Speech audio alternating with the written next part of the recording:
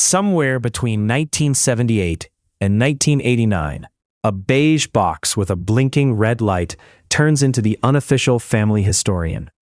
You hear the soft motor whir, the cassette door snap shut, and then that beep. Hold on to that detail. The machine is about to keep more than missed calls. Act 1. Setup. At the start of the 1980s, most American homes still lived by the tyranny of the ringing phone. One line, one handset. If you are out, the call simply vanishes. The Bell system breakup arrives in 1984, and suddenly customer phones, accessories, and add-on gadgets flood stores. On television, Dallas and Family Ties run in prime time. MTV launches in 1981. Ronald Reagan is in the White House. Households juggle work schedules, latchkey kids, and a growing expectation that people can be reached. The pressure is subtle, but constant. Call me back means call me back soon. The answering machine solves a plain, unsentimental problem. A plumber can leave a time. A school can call about pickup. A teen waiting for one specific voice can stop guarding the kitchen wall phone like a sentry. The little cassette stores certainty. That feels modern. By the late 1970s, one of the best-known early home units is PhoneMate, created by inventor Kazuo Hashimoto, and marketed in the United States after his 1971 patent work. And a little fussy. They feel halfway between office equipment and domestic furniture. Act 2. Rise. Then prices drop, and the machine leaves the executive desk for the kitchen counter. Panasonic, AT&T, GE, Radio Shack, and Casio all push consumer models. Department stores and electronics chains stack them beside telephones. The design language is pure era. Smoked plastic windows, membrane buttons, tiny LEDs, fake wood nearby. Advertising sells convenience. But another feature matters just as much. Call screening.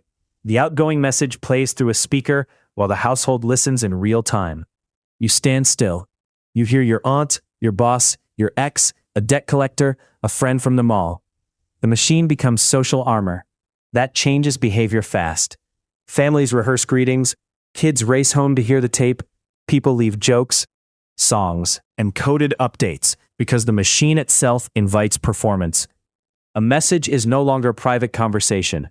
It is a tiny broadcast to whoever is standing in the avocado and beige kitchen. By the mid-1980s, the numbers are moving.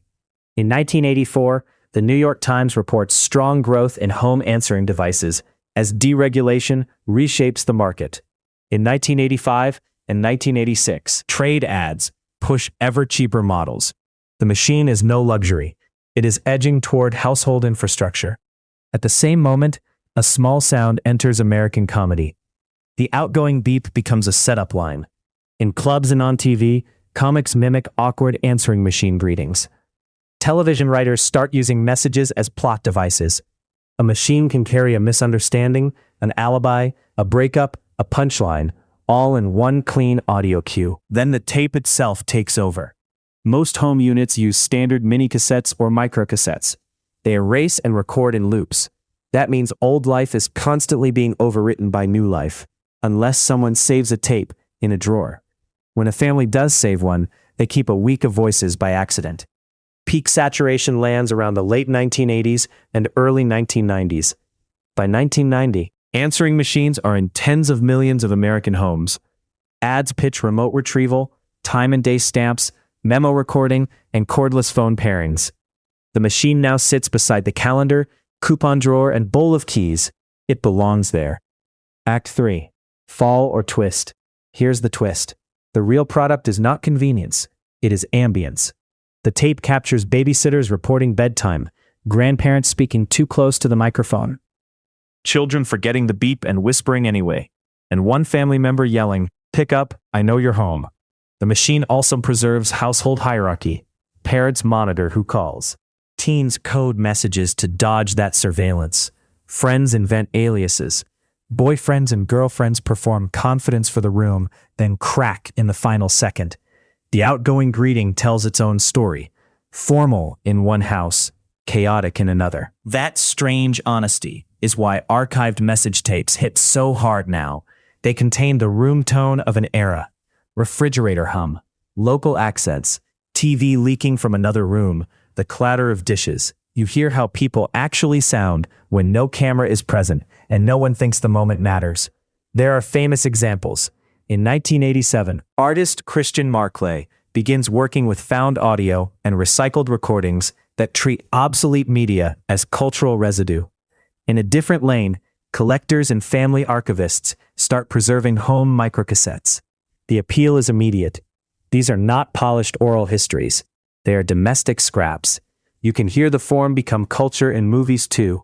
By 1989, When Harry Met Sally uses answering machine messages as emotional punctuation.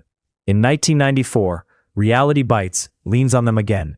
The machine is so familiar that filmmakers trust one beep to explain an entire social situation. And then the fall is quiet. Telephone companies expand network voicemail. Digital answering systems replace tape. By the late 1990s, the cassette door disappears. No rewinding, no accidental keepsake. The message exists in telecom storage somewhere, cleaner and thinner, with much less of the house clinging to it. That is what tape had that voicemail never quite keeps. Friction, a physical object with fingerprints, label stickers, and half-erased ghosts underneath the fresh message. You can hold April 1988 in your hand. You can hear somebody pause, sigh, restart, and decide what version of themselves to leave behind. Now the afterlife lives in estate boxes, eBay lots, and family junk drawers. A Panasonic microcassette marked Mom sits beside dead AA batteries. A PhoneMate tape is bundled with appliance manuals. Most are never played again. Some are digitized by descendants who suddenly hear a grandparent's ordinary Tuesday voice. Archivists and audio collectors know these tapes are ethically delicate. They are intimate records made without any grand historical intention, but that is exactly why they matter. A formal diary edits itself. An answering machine message rarely does. It captures logistics, affection, boredom, embarrassment, and timing with almost no polish. So the accidental diary of the 1980s household is not the family photo album or the camcorder tape everyone saves for Christmas. It is often that cheap little cassette near the phone. 40 minutes long, slight hiss, one red light blinking in the dark after everyone goes to bed.